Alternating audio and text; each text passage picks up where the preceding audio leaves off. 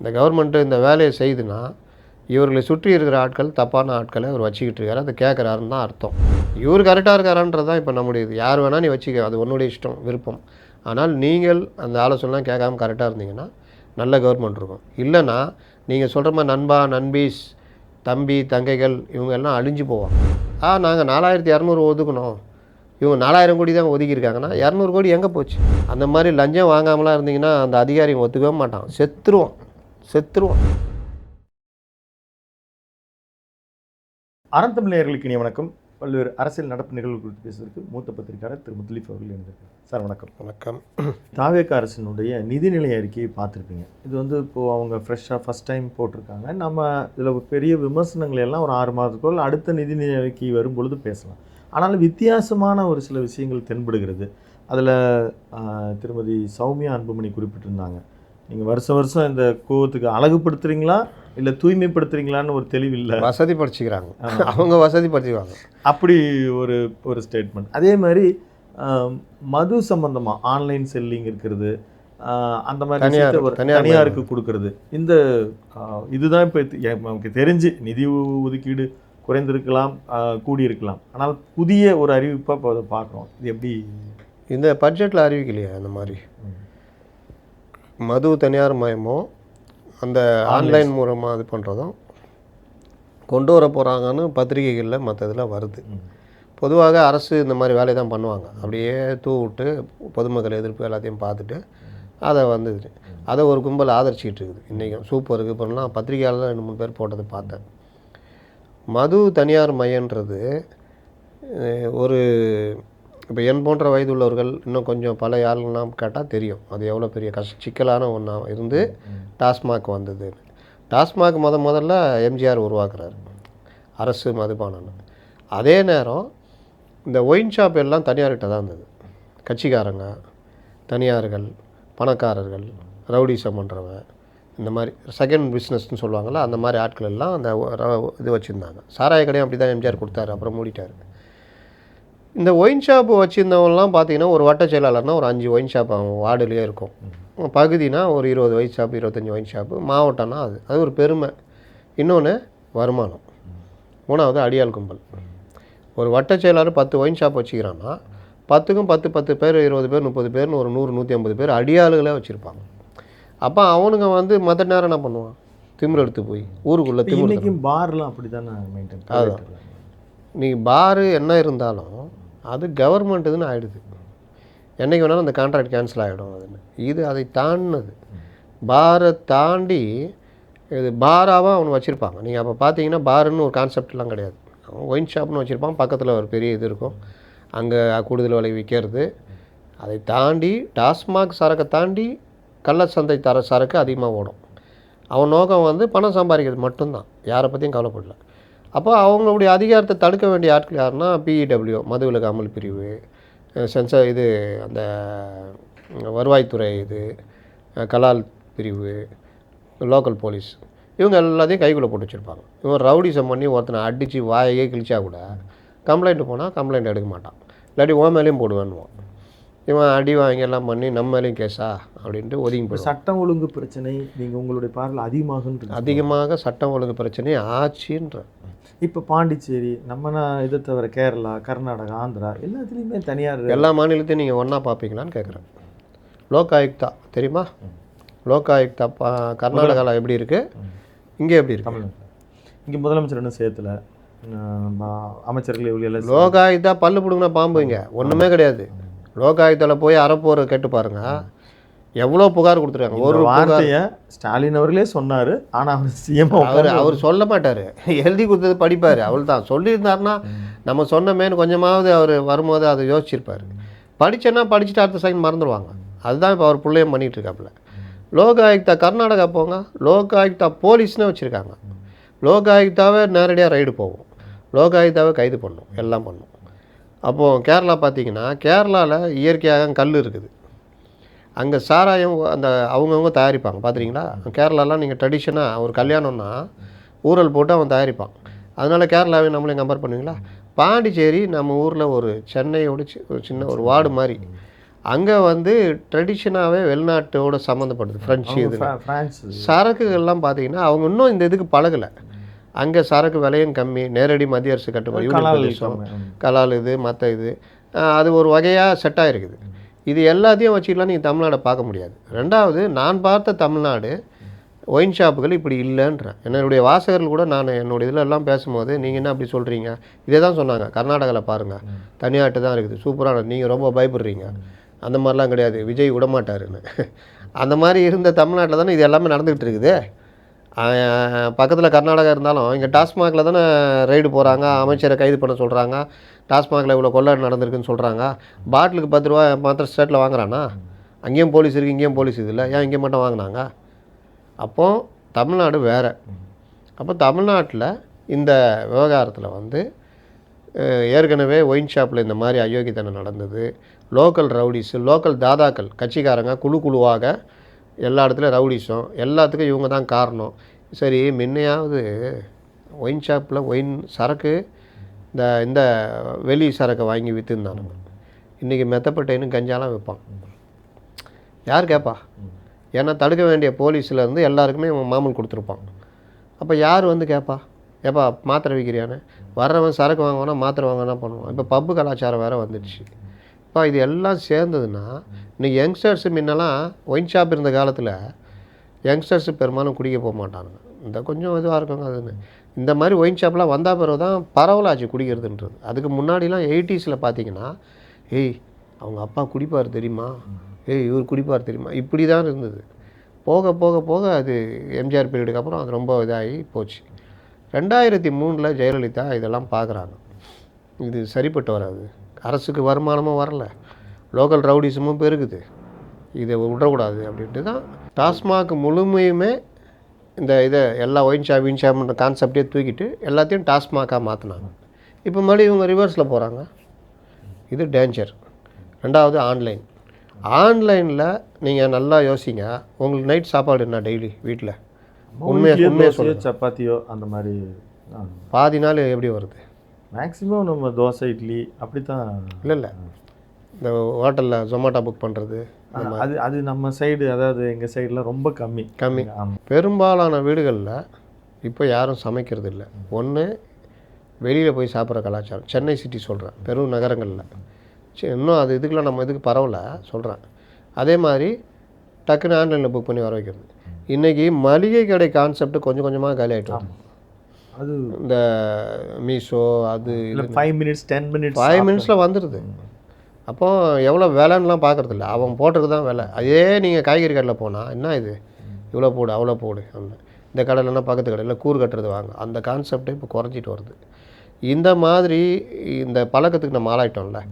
டக்குன்னு செல்லு இருந்தால் புக் பண்ணிட்டு டக்குன்னு பார்த்தா என்ன அப்போ புக் பண்ணிட்டேன் வந்துடுச்சு சாப்பிடுங்க அப்படின்னு. அதிகபட்சமாக உங்களுக்கு என்ன தேவைன்றதான் கேட்குறாங்க. இட்லி வேணுமா, தோசை வேணுமா, சப்பாத்தி வேணுமா தான் கேட்குறாங்க தவிர வீட்டில் செய்யலைன்றது சொல்ல வரல. அப்போ இந்த கலாச்சாரம் பரவுது. இதே தான் ஆன்லைனில் சரக்குன்ற மாதிரி வந்தால் 21 வயதுக்கு உட்பட்டவர்கள் தான் இவங்க சொல்கிறாங்க. அது எப்படி நீங்கள் தீர்மானிப்பீங்க? அதனால் ஃபேக் ஐடி மற்றதெல்லாம் இல்லை. 21 வயசு இருக்கிறவர் புக் பண்ண போகிறாரு. அப்போது ஹாஸ்டலில் தங்கியிருக்கிறவங்க, கல்லூரி மாணவர்கள், இந்த மாதிரி பலரும் வீடுகளில் சரக்கு வாங்குறதுன்றதெல்லாம் ரொம்ப சாதாரணமாகிடும். அப்போது இது வந்து ரொம்ப மோசமான ஒரு பின்விளைவை ஏற்படுத்தும்.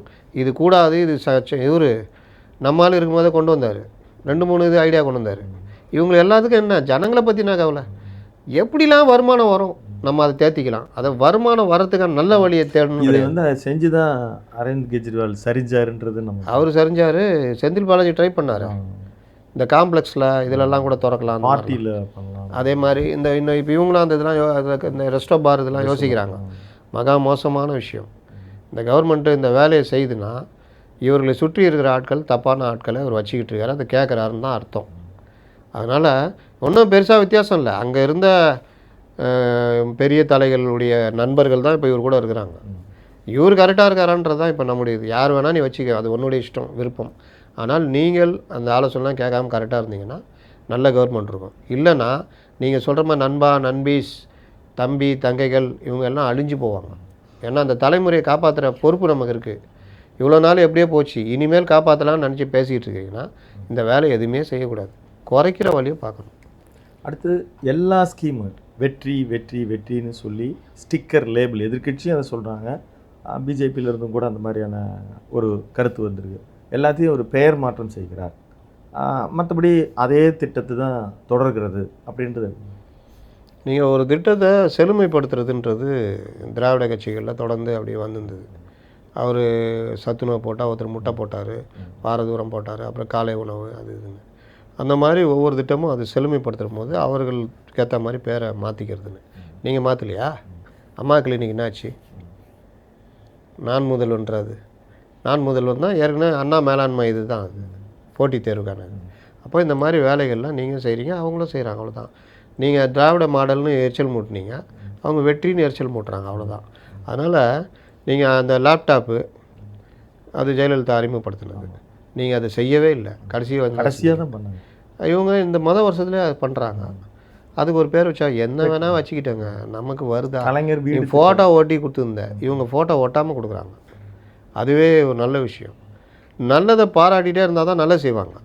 நீங்கள் நல்லதை விட்டுட்டு அல்லதை பார்த்துருந்தீங்கன்னா போடான்ட்டு அவங்க போயிடுவாங்க அந்த இதுக்கு. அப்போ இந்த மாதிரி மாணவர்களுக்கான இந்த பட்ஜெட்டில் என்ன பண்ணியிருக்கிறாங்க நல்ல விஷயம்னா, இப்போ இவர் சொல்கிறார் எங்கள் அம்மா சொன்னதான் செஞ்சாங்க. நீங்கள் செஞ்சீங்களா? நிறுத்திட்டீங்களே. கறவை மாடுகளை வழங்குற திட்டம், ஆடு மாடுகள் கொடுக்குறது நீங்கள் இன்னும் கடைசி வருஷம் நிறுத்திட்டீங்கல்ல.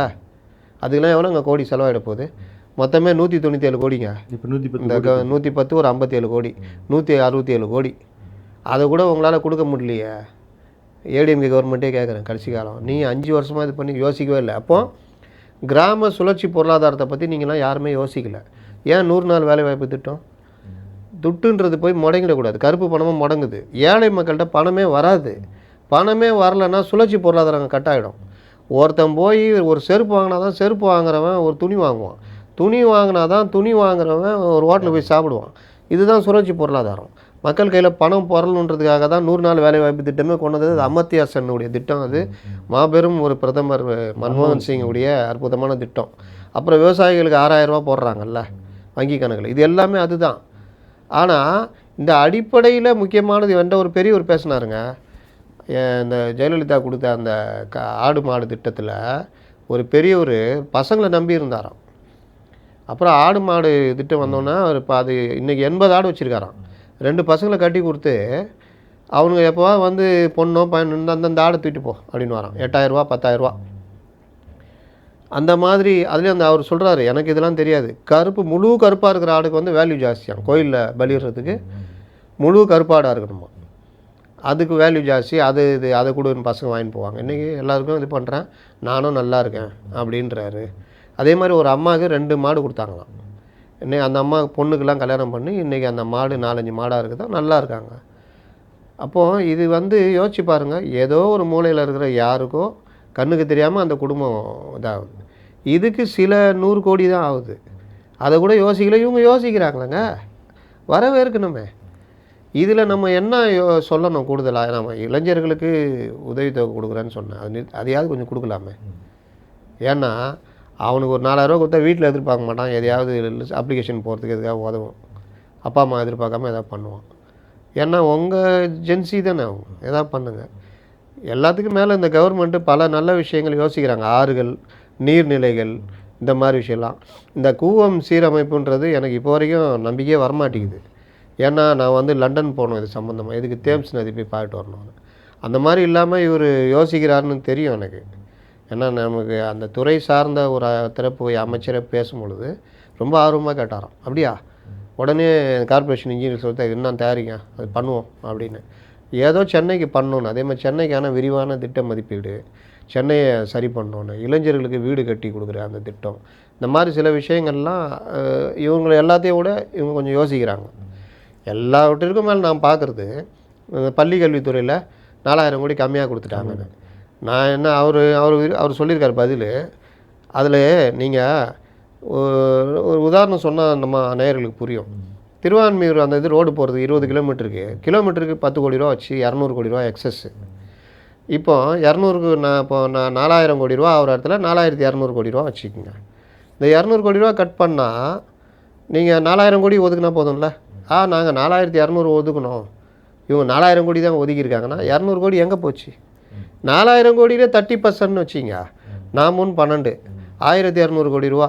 எப்போ அதுவும் வேணாம், மீதி 2800 கோடி ரூபா அந்த ரோடை போடலாம், போட்டுக்கோ அப்படின்னா இந்த ரோடு போகிறதுக்கான திட்ட மதிப்பீடு 2800 கோடி. இவர்கள் அயோக்கியத்தனம் பண்ணுறாங்க. எங்கள் ஆட்சியில் 4200 கோடி ரூபா ஒதுக்கணும். அதான் இதே தான் பள்ளி கல்வித்துறையில். இது பொருந்தாது. அவ்வளோதான். இவங்க கணக்கெல்லாம் பார்த்தா 6000 சில்லரை கோடி, அப்புறம் நல்லா குறைச்சிட்டாங்களாம். இந்த செலவுலாம் 40,000 கோடி தான் வருதான்.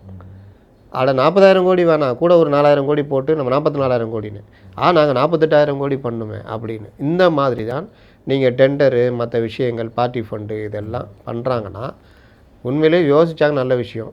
இன்னொன்று, நான் இந்த கவர்மெண்ட்டு அடுத்த இதுக்கு போனோன்னா நீங்கள் ஒரே நாளில் எந்திரிச்சு ஓடு, அதாவது நல்லா வாந்தி பேதி ஆனோன்னே மறுநாள் பிரியாணி சாப்பிட முடியாது. அப்போ ஒன்று லைட் ஃபுட் கொடுத்து அங்கே தயாரிப்பு பண்ணுவேன்.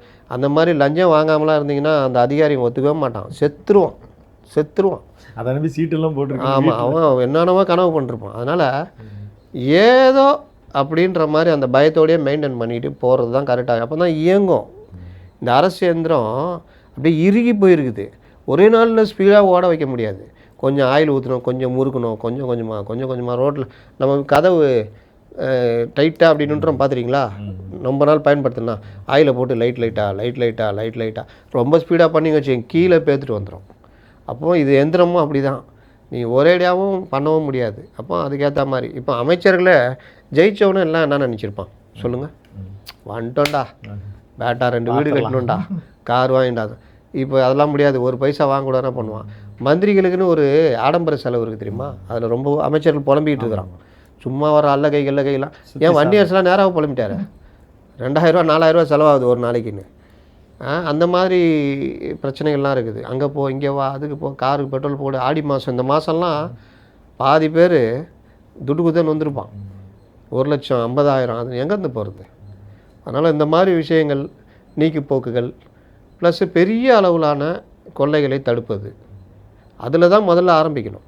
கீழெல்லாம் ரொம்பலாம் இது அதே சமயத்தில் புகார் வந்தால் லஞ்ச ஒழிப்புத்துறை நடவடிக்கை எடுத்து அரெஸ்ட் பண்ணிடணும். இந்த வேலைலாம் பண்ணால் அப்படியே கொஞ்சம் பயம் வரும். இது ஒரு எண்டுக்கு போய் நின்றுருக்குது. நம்ம இழுத்து பிடிக்கணும்னா சாதாரண விஷயம் கிடையாது. போதை பழக்கத்துக்கு ஆளானவன் கதை எடுத்தோன்னே போதை விட்டுறனா விட முடியாது. கொஞ்சம் கொஞ்சமாக வசந்த மாளிகை சிவாஜி கணேசன் மாதிரி தான் ஒன்றும் எப்போ உடனே குறைச்சனா நோய் வந்து செத்து போயிடுவாடா அப்படின்னு அந்த மாதிரி தான். தொடர்ந்து பேசுவோம். பல்வேறு கருத்துக்கள் பதிவு செய்திருக்கீங்க. மற்றொரு காலையில் சந்திப்போம். நன்றி. நேயர்களை தொடர்ந்து இணைந்திருங்கள். அறந்தொண்டருடன். நன்றி, வணக்கம்.